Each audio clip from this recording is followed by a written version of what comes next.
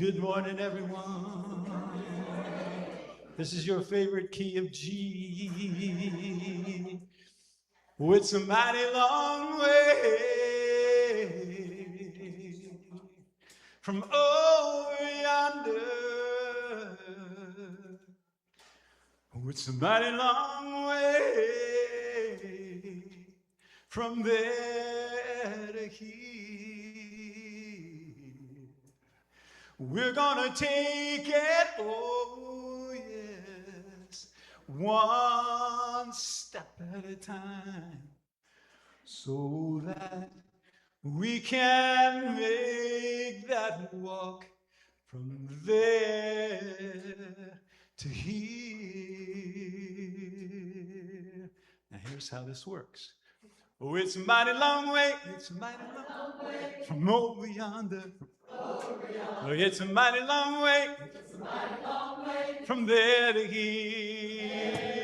Now we're gonna take it, oh yes, one step at a time, so that we can make that walk from there to here. Now those last four lines, a lot of words to remember. You can just ooh through that, okay? Ooh to that part. Let's try it again. Oh, it's a mighty long way, from over yonder. It's a mighty long way, from there to here. We're gonna take it, oh yes, one step at a time, so that we can make that walk from there to here. Now I'll take it. Oh, every child born is a revolution, with a song inside. Some won't hear it, oh, some hear nothing else. They'll sing night and day just to keep that song alive. Here we go. It's a mighty long way, from over yonder. It's a mighty long way, from there to here. We're gonna take it, oh yes, one step at a time, so that we can make that walk from there to here. Now when you've got a dream, you've got to stand up and shout it loud and clear. What's that I'm hearing? It's the voice of the people singing that we will make that walk from there to here. Here we go. Oh, it's a mighty long way, from over yonder. It's a mighty long way, from there to here. We're gonna take it, oh yes, one step at a time, so that we can make that walk from there to here. So that we can make that walk from there to here. So that we can make that walk from there to here. Woo-hoo.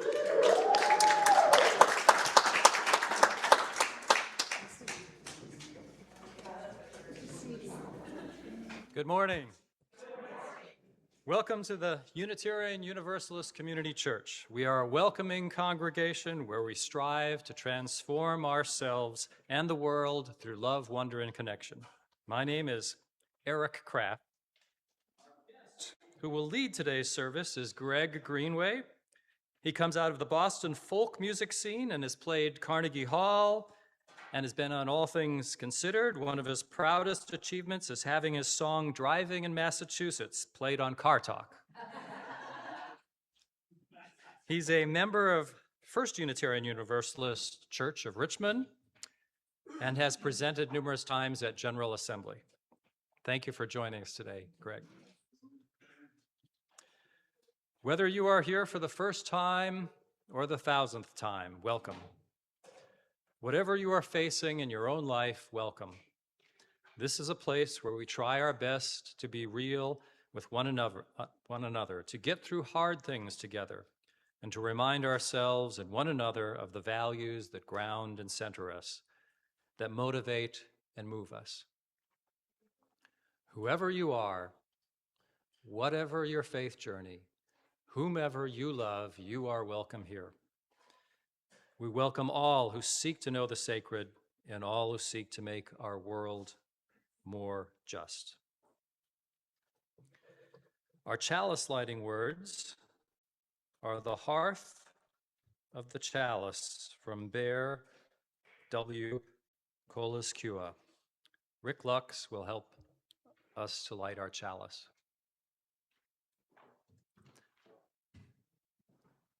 Chalice, hymnals, and matches on a table. As we light the chalice, may our souls become its hearth. We join our hearts to the one great flame of bright compassion, beloved community, and fervent justice. May we become lanterns to the world, lighting the way for all.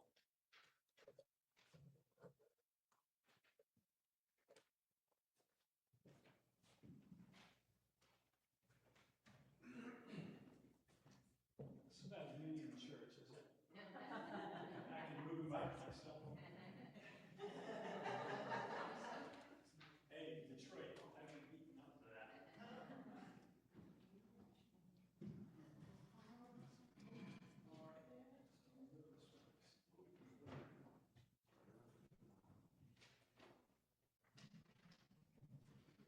Before I knew me, played a concert in 2006 when Virginia was voting on the Marriage Protection Act, which was a lovely title, wasn't it? Those heterosexuals have done such a great job protecting marriage. But someone introduced me by saying, when it all comes down, I want to be standing on the side of love. I didn't know who Justin Shelton was, nothing. But I just heard that phrase, and I said to the person who introduced me, I said, what a beautiful phrase that is. Is that yours? And she said, no, you can use it. Didn't bother to tell me that was already in the hymnal. So I have to do this little explanation before every time so that you go, wait a minute, that's not the song. So it is my song.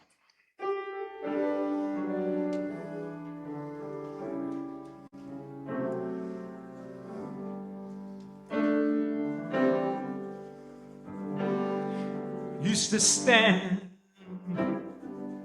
by the side of a road that stretched into the past. I turned around, there were two ways to go and a load to lay down at last. I saw sisters and daughters, brothers and sons. I saw the lines that divide them up. When they call my name, I'll be standing on the side of love. When they call my name, I'll be standing on the side of love.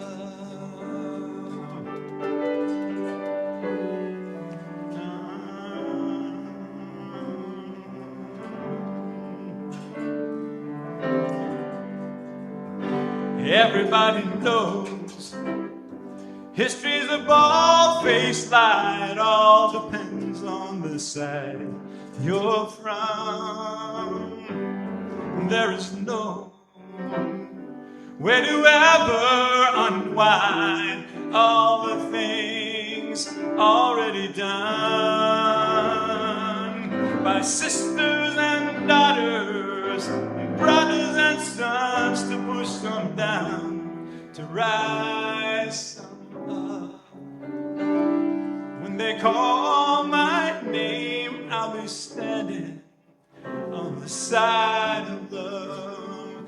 When they call my name, I'll be standing on the side.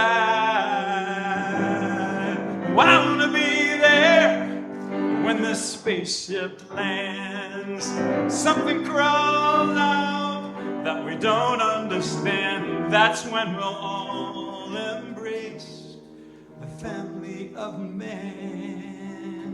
and the rest will be forgotten. Ooh, forgotten.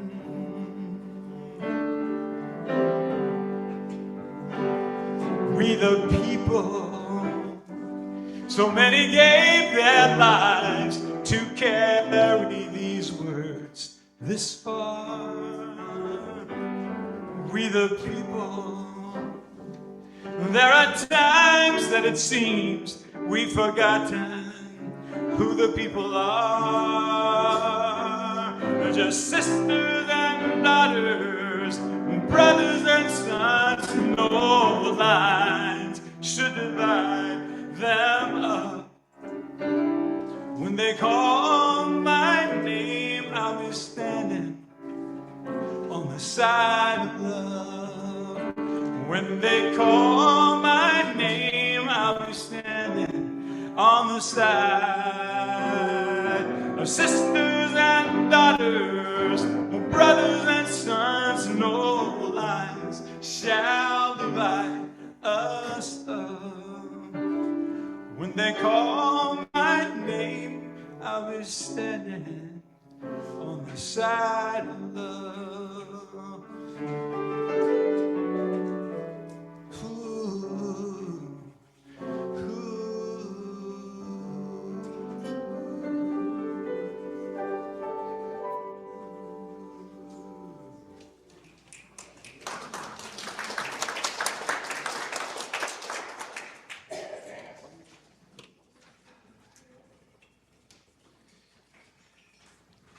To remind us that our commitment as a congregation is to be together in covenant, we share these affirmation words. Please join me, beginning with that all-important word. Love is the message of this church, and service is our way. This is our great covenant together, to dwell together in peace, to seek the truth in love, and to help one another. We return to our centers of connection every week because we know that rituals bring us closer together. We light our candles of hope and joy and place our stones of sorrow and fear to honor these inner experiences together. As the folks in the room participate in the ritual, those of you joining us online, please use the chat to participate. Write your name and stone or candle, and we will include you at the end. If you would like someone to light a candle for your joy or hope, or place a stone for your sorrow or fear, we will do that at the end as well. Anyone who would like to come forward may do so now. We have 2 lines for candles on either side of the altar table, and stones will be in the center of the table.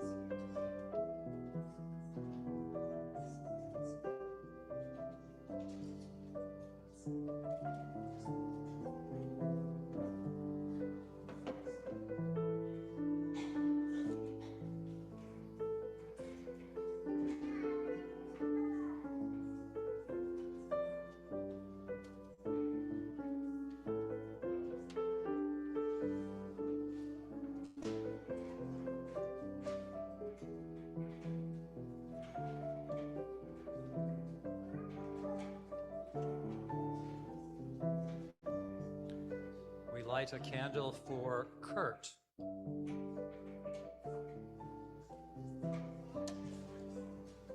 And we light a birthday candle for Taylor Johns.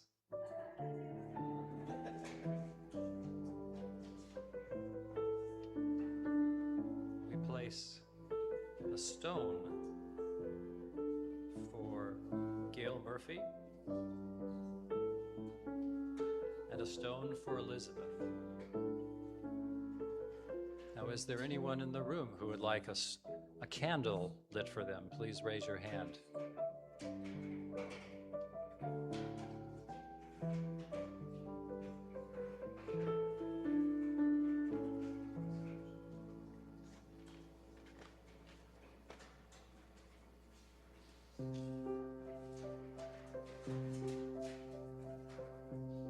Is there anyone in the room who would like a stone placed for them?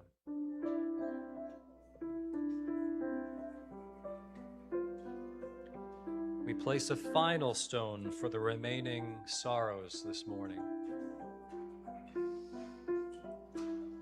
And we light one final candle for all the joys that continue to burn brightly inside us. Please sing. Join in singing our sung prayer response, There is a Love.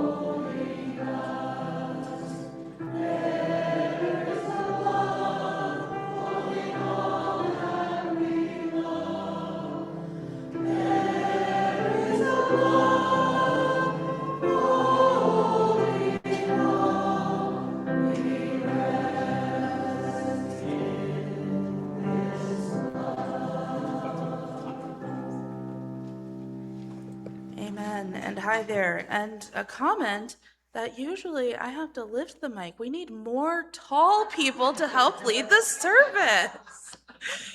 But my name is Adina Danuf. I use she or they pronouns, and I am your director of Lifespan Religious Exploration. And we've heard a little this morning that today's service is titled Cultivating Compassion, what we were handed and what we do with it. And that idea got me thinking about a classic story, one that many of you have probably heard a version of before. And for today's message, it's inspired by a version that comes from the UU minister Barbara Gaydon, and it goes like this. Once there was an unkind emperor who thought he was the best and the greatest at everything and the most magnificent person in the world.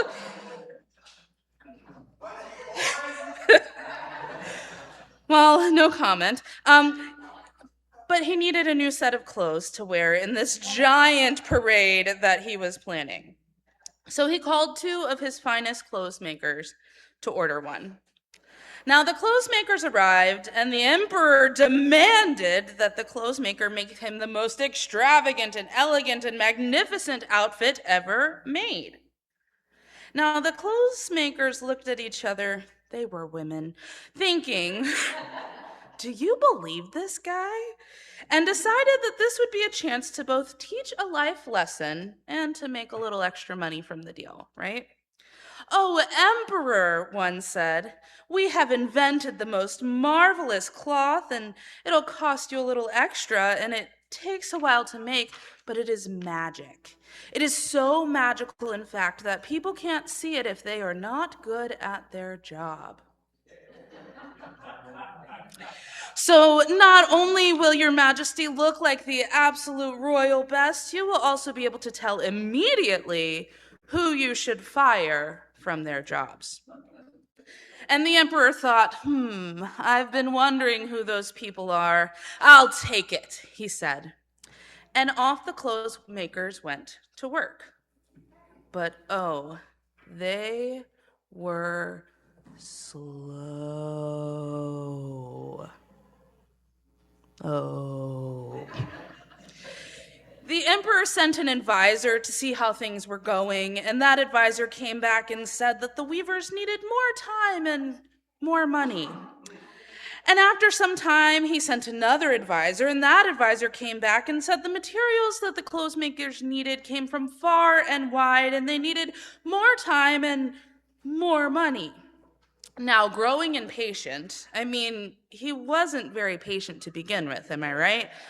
The emperor sent his wisest and most trusted advisor to check on the clothes maker's progress.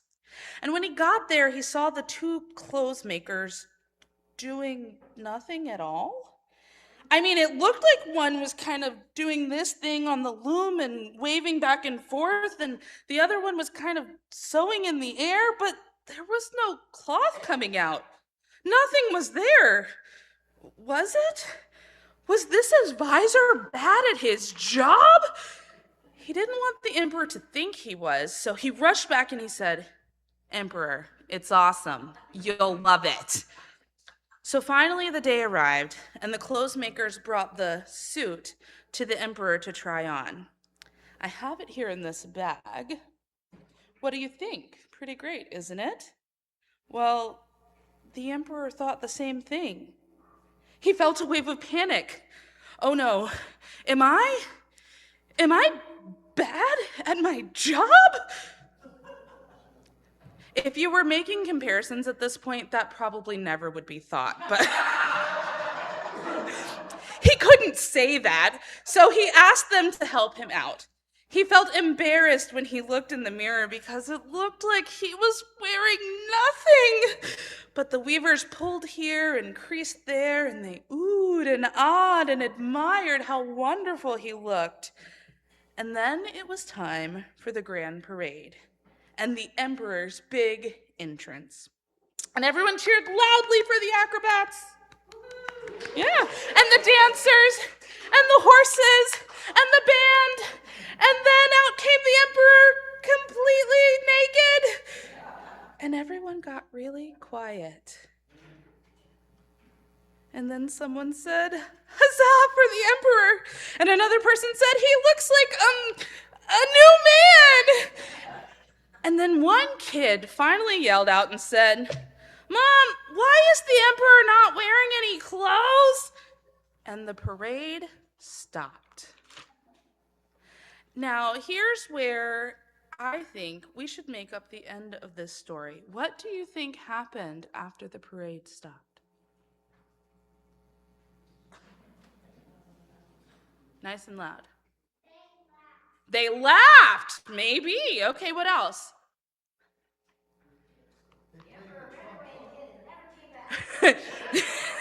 The emperor yelled, "Get away," kid, and never came back. Oh, the emperor ran away naked.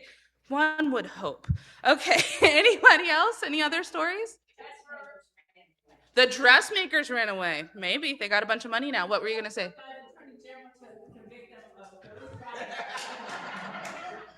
The emperor used his power incorrectly and accused people. Okay. We don't know what's going to happen, right? Because when we speak out, when we tell the truth, we don't know how the ending's going to go. That's why it's brave to tell the truth, and it's important to speak up, and we don't always know what might happen. Now, there are lots of characters in the story that we could have a chat about and dissect their character and what was going on, but this isn't a book club, so we're going to say that the kid stands out, right? We learn many times in life that things are not always what you've been told they'd be. Unfortunately, that's not one of those one-time lessons that you encounter, but one that makes its way back again and again. So our values can help remind us that it's always important to ask why and to judge for yourself. Don't be swayed by the crowd. Don't cheer for the emperor if he's naked. So, I leave you with some good advice to use in many situations. Always just be like the kid. Yeah? And with that, I have this special magical thing where anyone who is funny, smart, and amazing and spiritually grounded can plainly see that it's time for class. You see that, right? Yeah, okay, so y'all are good. Thank you.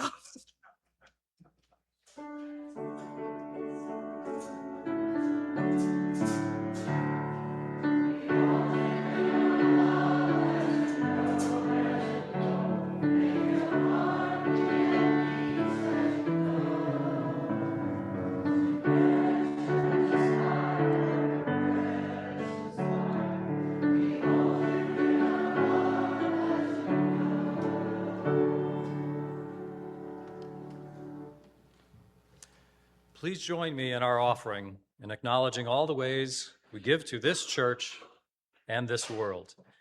We give because this is our church and we value what it does for us, and through us, to our community and our world. May there be an offering to sustain and grow the life and mission of this church inside and outside our walls. May we give in love and in hope.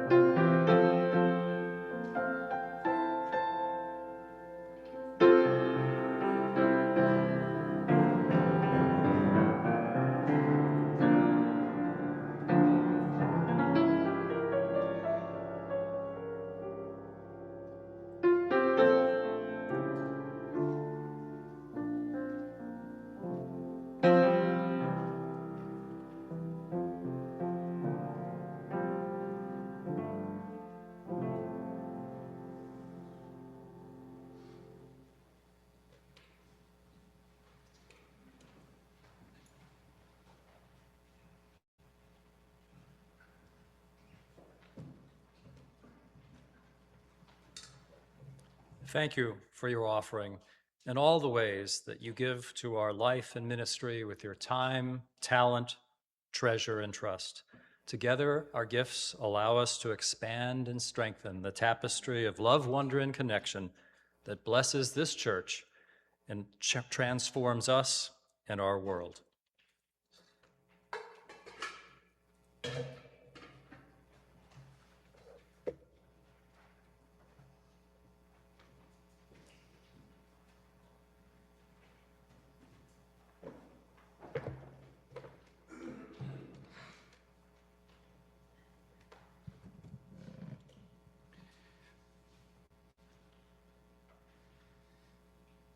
The reading for today is from a poem written by Maya Angelou, which perhaps you saw at the same time I did, at the same time the world saw it. It was written for the inauguration of Bill Clinton. It's called On the Pulse of Morning, and it talks about the moment we are in right now, and how we can put our foot down and go forward. I'm going to read you the second half. And it may be a little impressionistic because I don't know where my glasses are. I put them somewhere, but oh, here we go. Okay. All right, this will be exactly Maya Angelou. On the pulse of morning. History, despite its wrenching pain, cannot be unlived. And if faced with courage, need not be lived again. Lift up your eyes upon the day breaking for you. Give birth again to the dream. Women, children, men, take it into the palms of your hands. Mold it into the shape of your most private need. Sculpt it into the image of your most public self. Lift up your hearts. Each new hour holds new chances for new beginnings. Do not be wedded forever to fear, yoked eternally to brutishness. The horizon leans forward, offering you space to place new steps of change. Here on the pulse of this fine day, you may have the courage to look up and out upon me, the rock, the river, the tree, your country. No less to Midas than the mendicant, no less to you now as the mastodon then. Here in the pulse of this new day, you may have the grace to look up and out and into your sister's eyes, into your brother's face, your country, and say simply, very simply, with hope, good morning.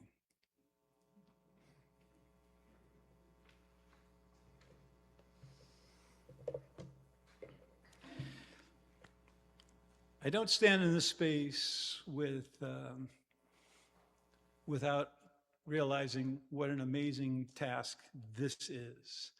To be here, the ministers that lead congregations across the country, 36 sermons a year. Now, I get to do one, which I'm really invested in. So I'm thinking maybe 33 or 34, you're going to have to work on that one. So I so respect what this spot means to you, to me, to all of us. So I thank you for allowing me into this space. And if I may, I would like to invoke a tradition that I ran into at a nature center outside of Williamsburg. A Native woman said that when you talk before the circle, and you are certainly a circle here at this church, when you are asked to speak before the circle in acknowledging all the experience and all the life knowledge that you have in this circle, I ask permission. May I tell you my story? May I tell you my story? Yes. It goes so much better when you say yes.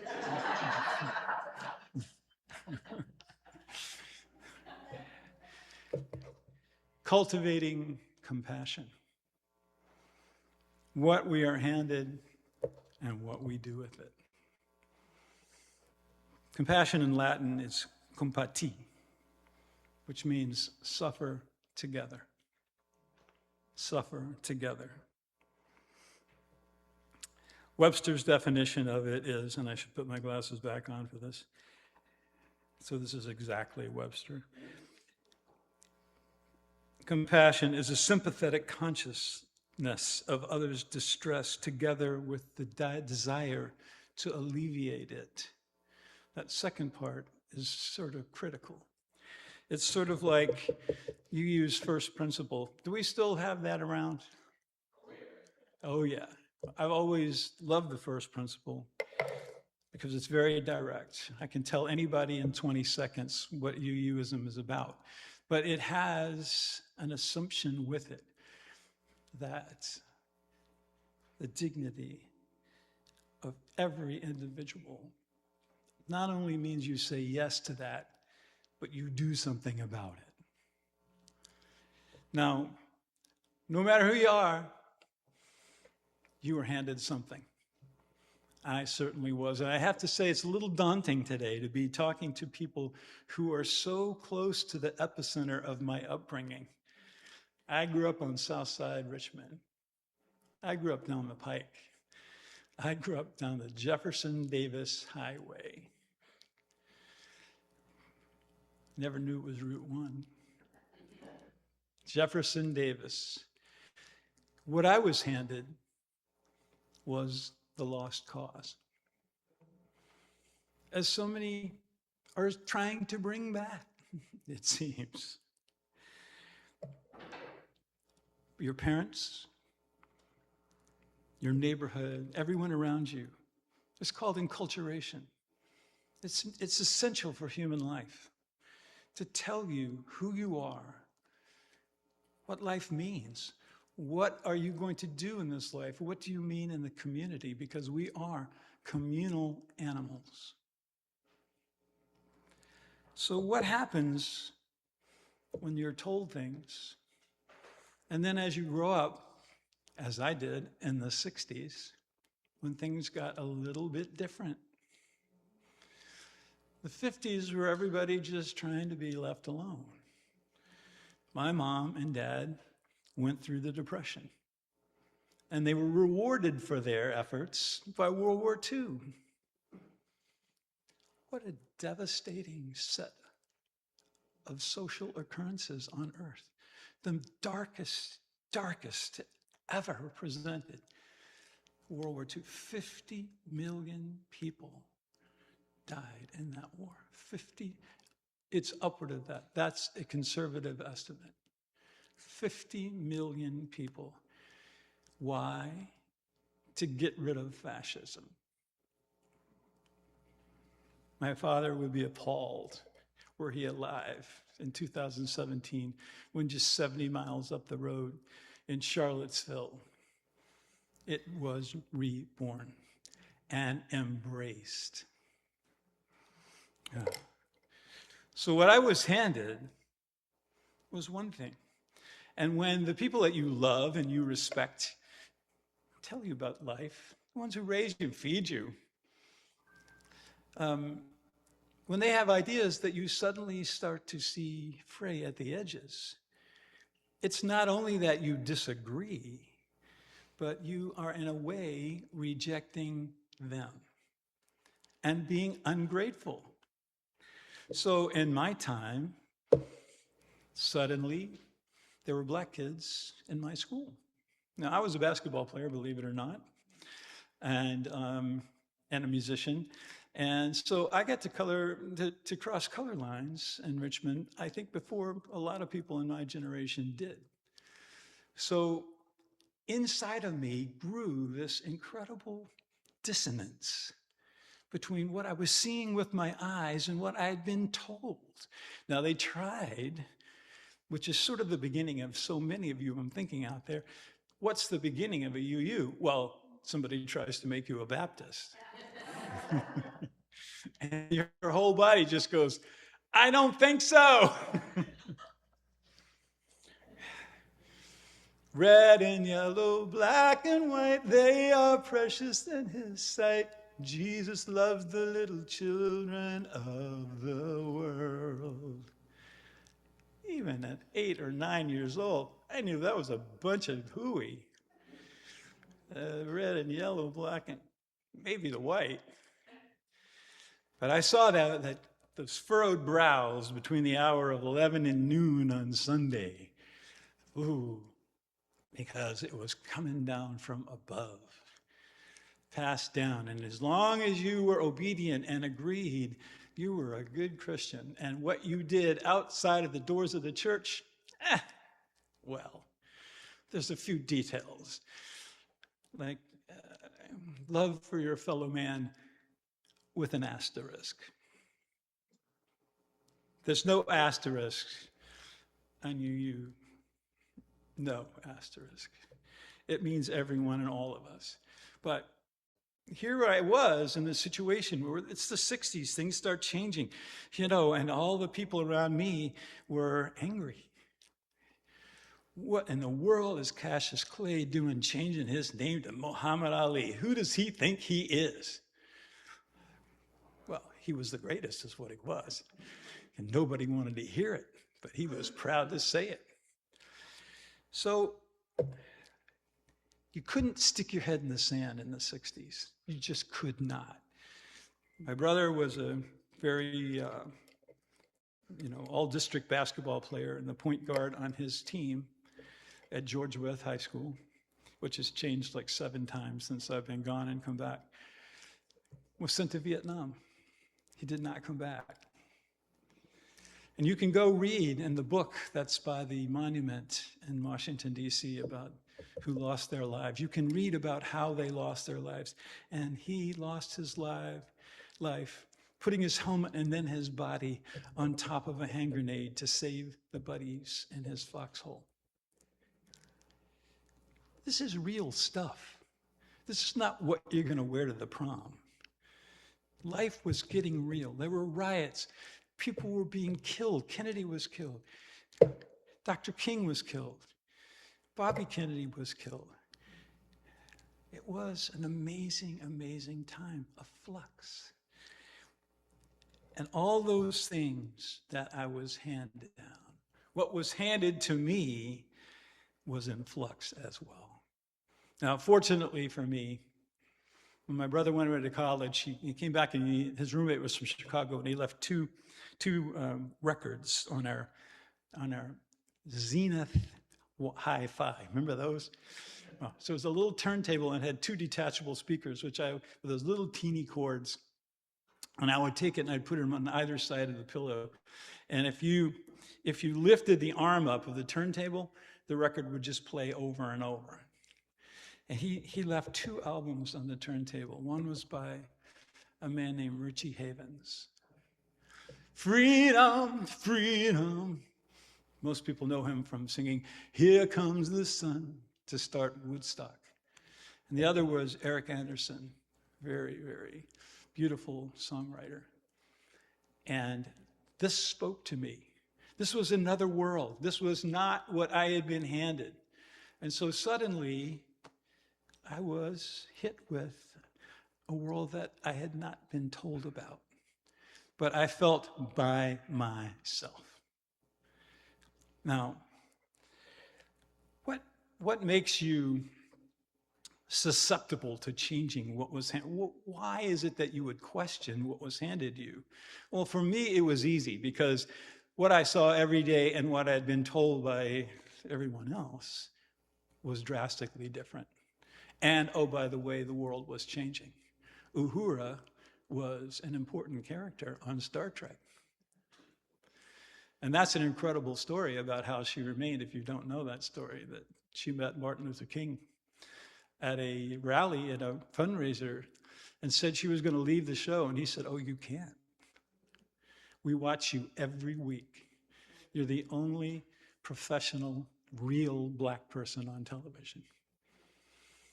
So it was easier for me to question, not so much now. But once you have those formed opinions, scientifically, it's sort of understood that logic gets trumped by this. And that's a terrible verb to use, doesn't it? But there was an article in the New Yorker magazine called Why the Facts Don't Change Anyone's Minds. Well, the fact of it is that in studying about human beings, as we developed, reason and rationality was a development that came after our social things. Because what is the one thing we humans have that's foolproof in comparison to other animals? We don't have big teeth. We can't run fast. We can't escape. No, what we can do is coordinate together. So there's a lot of information that we have to rely upon those around us to hold that we can't possibly hold in our head. There was a study at Stanford University of Stanford grad students. They were asked to write a detailed description of how a toilet works. Maybe two of them could do it.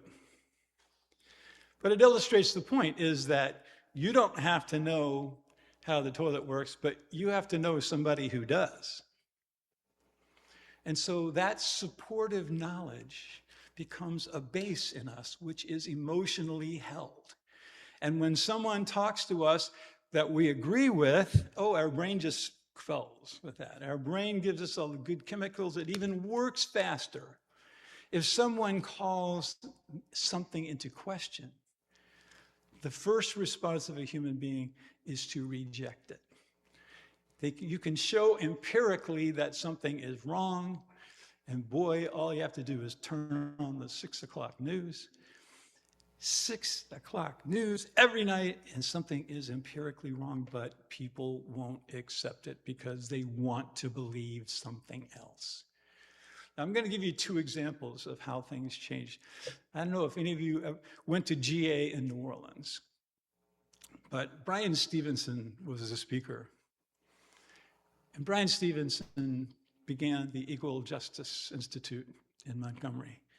He wrote a book called Just Mercy. And in that book, he talks about his plight as a lawyer who would go into prisons in Mississippi and Alabama to defend people who were mentally disturbed, young, etc., who were on mandatory life sentences. Now, he went in for this one young man who was in for murder. Now, this man, and I want to make sure I get this right, he had cognitive impairments, and he had psychotic episodes. And he was raised in the foster care system. And so at some point he was passed off on people who did not know his disability, and he ended up murdering someone. So he's in jail for the rest of his life. Now, going into that prison, in the parking lot was a truck that had, at each corner of the bed, it had 4 huge Confederate flags. Now, Brian Stevenson's a black man. He's from southern Delaware, graduated Harvard. The guard at the door of the prison says, "That's my truck out there." And then forces him to be strip searched. Now, that's against the law. A lawyer who does not have a weapon and has a case in the prison passes through. But this guy gave him the business. So when they went to court, that guard was the one who brought the prisoner to court. And he watched the defense that Brian Stevenson made, which was talking about his life being passed through the foster care system. And so the judge continued it. And the next time that Brian Stevenson came to the prison, the guard said, "You can go right in." And as he passed him, he put his hand on his shoulder and said, "I was raised in the foster care system. I loved how you defended that boy."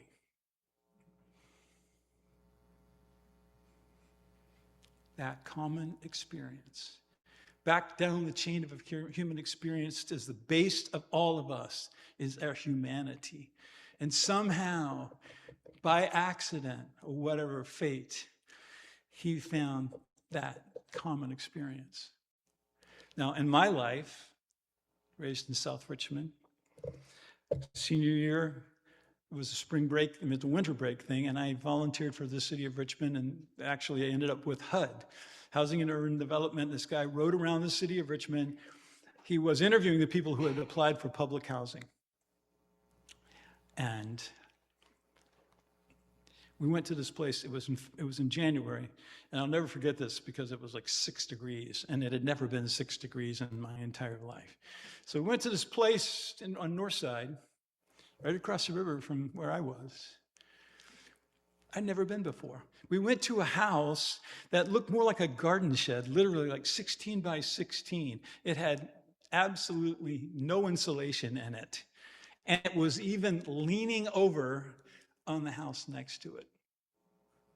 Inside were 4 ancient African-American people with everything they owned on. Coats, hats, everything, sitting around a can of Sterno. And when I walked in there, I'll never forget this. The woman closest kind of turned around and looked at me and was like, "Ooh." She looked at me from a million miles away. And it was true. My world and her world, just 10 miles apart maybe? A million miles apart. That we walked out into the day, and the guy who worked for HUD had tears in his eyes. He said, "I'm going to put them at the top of the list. It's still going to take 6 months, for us to give them some place to live, they may not make it. What is the system? What is the system of good people, all those nice people that I grew up with? What is that would divide us and them and allow that to exist? Well, somewhere in what my father handed me, my fathers, my mothers, what they handed me was the ability to take that information and internalize it. Maybe it's because I'm the youngest of 3 boys and I have a sort of sociopathic older brother. So empathy was big in my house. It allowed me to survive. But somewhere in there,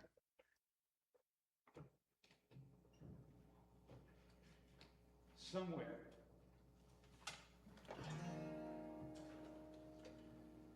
and all the things that were taught to me directly and indirectly.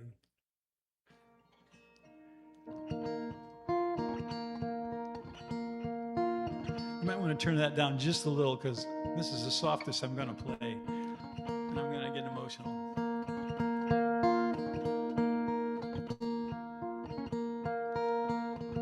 The year that Rosa Parks died, her picture was in the New York Times, in that section they do on New Year's Day, of all the significant people who had passed away that year. And I realized that she had left it to us. Goodbye, Rosa. The year has changed. The one when you left us, the one you became, the ones who remember your name, and the day you would not be moved. How many tumblers fell into place? How many some days just had to wait? How many lifetimes waited away till the moment came down to you? You were big, strong, and it might not be the case, like thousands before you, blurred and erased, but you were small and defenseless, the face of grace. The moment it came down to you. I can't take no more, I won't take no more. I can't take no more, I won't take no more. I can't take no more, won't take no more.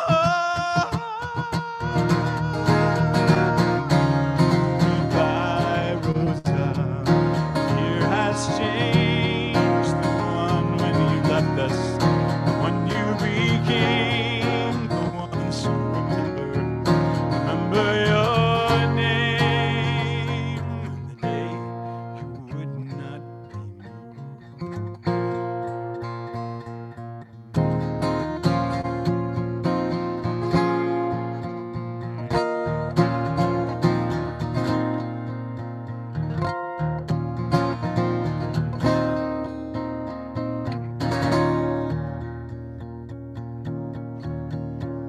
Now the year that this happened was 55. I'd been born in Virginia, barely arrived in the bundle my father's handed me to their surprise. The ears to hear you. I can't take no more, won't take no more. I can't take no more, I won't take no more. I can't take no more, won't take no more.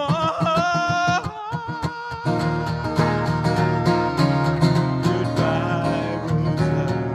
The year has changed. The one when you left us, the one you became.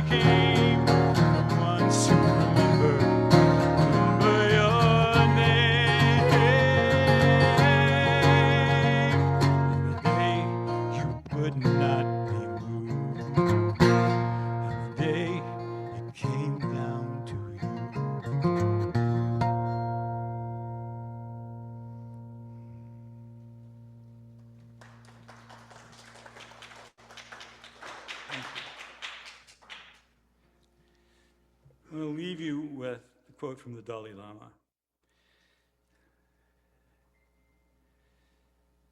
If I can find it. I tend to write things. Here we go. Love and compassion are necessities, not luxuries.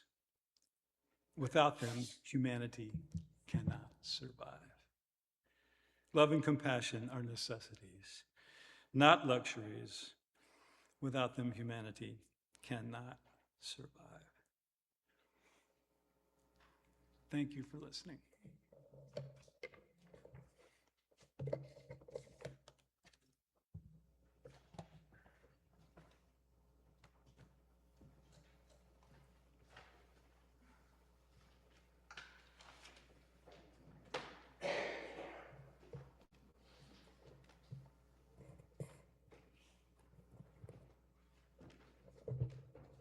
Thank you, Greg.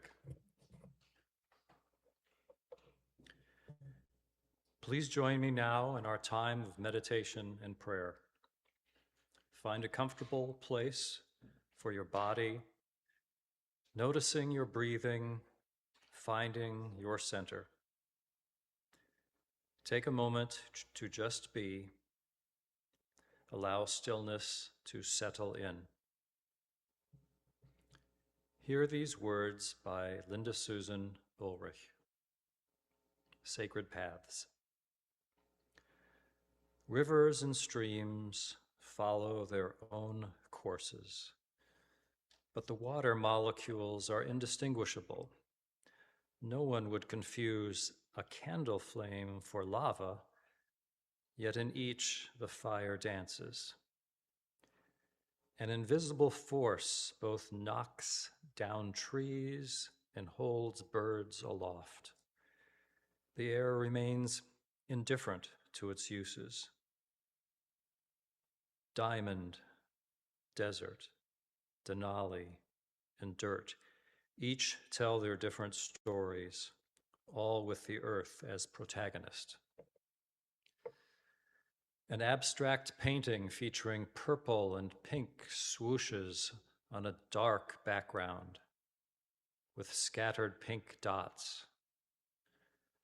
Whatever our sacred paths, whatever our beliefs and practices, however we gather in community, we all honor the spirit of life, the spirit of compassion, the spirit of justice, the spirit of love. How many stars are in the sky? All of them. Blessed be.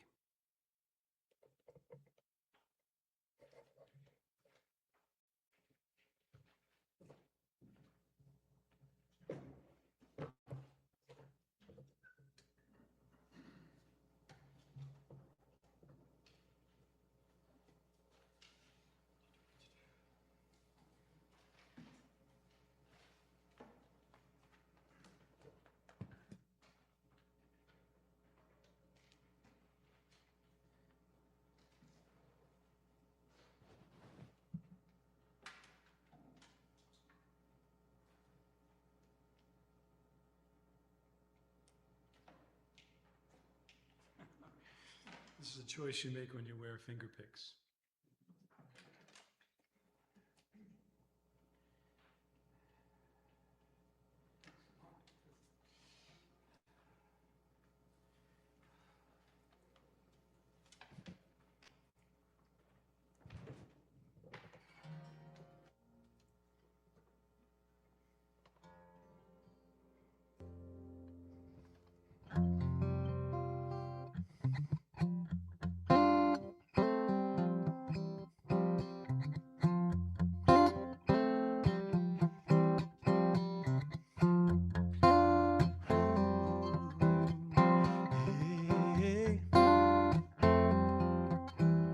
When I get tired, it's like I was dropped into the sea. You could swim your whole life and be nowhere you want to be. Everyone gets tired, water is so wide. Well, then somebody comes and shows you. They show you the other side. The other side. There was a little man, barefoot and frail. He took a walk down to the Ganges. He took a lion by the tail. He made a way out of no way. One by one they saw the truth. He was ready when they told him. They said, history chooses you. We see so far in the name of love. We are standing on, in the name of love, the shoulders of giants. One more in the name of love. Yeah. Then there was another lion and a lamb. He walked into the heart of darkness, into the streets of Birmingham.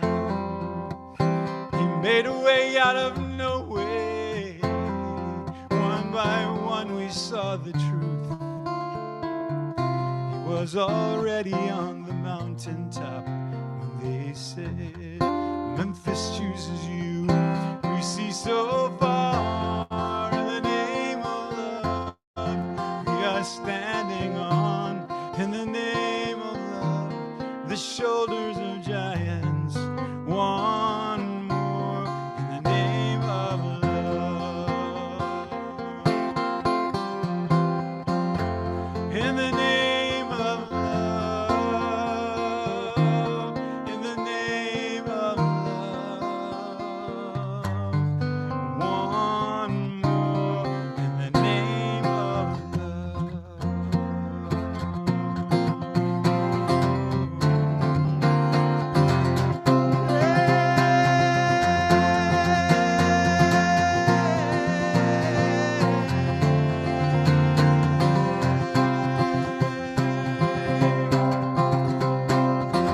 early evening, April 4th, shots rang out in the Memphis sky.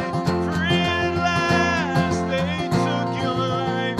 They could not take your pride. In the name of love, one more in the name of love. In the name of love, one more in the name of love. So make a way out of no way. Make their stories live and breathe. We will never lack for heroes in our darkest hour of need.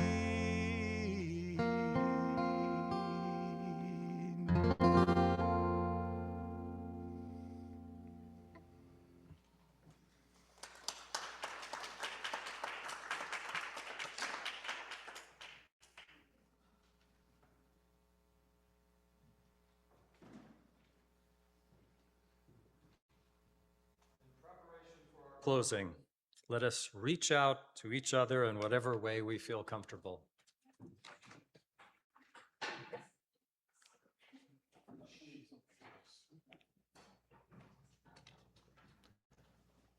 When you go, go in peace.